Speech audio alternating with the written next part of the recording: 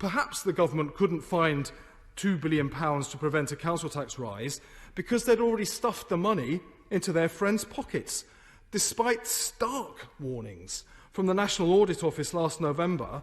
The government has handed out £2 billion in crony contracts to companies with close personal links to senior Conservative Party politicians.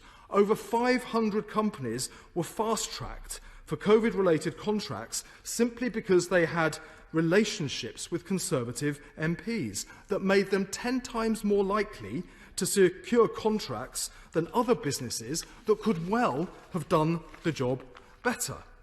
Now, the chairman of Clipper Logistics donated £725,000 to the Conservative Party. He was rewarded with a £1.3 million contract to set up an Amazon-style PPE distribution network.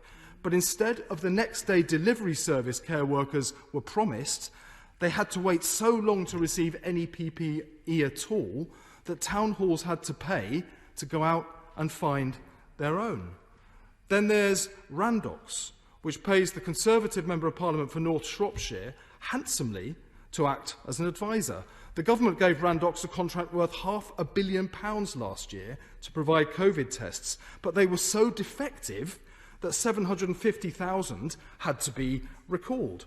And of course there's Serco, who are responsible for the Prime Minister's world-beating test and trace system. So world-beating, in fact, that SAGE, the government's scientific advisers, described it last year as having, quote, only a marginal impact on reducing the spread of the virus. It never worked properly, but it cost £22 billion.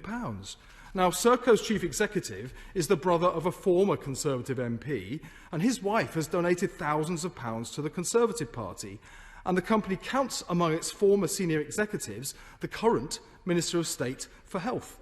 The government handed Serco a £108 million contract for a failing system that could have been run better by directors of public health for a fraction of the cost. And then ministers rewarded that catastrophic failure with another £57 million contract for, quote, management services support at testing sites.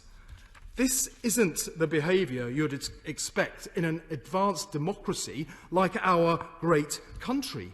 It's the willful incompetence and endemic cronyism you'd expect in a tin pot dictatorship.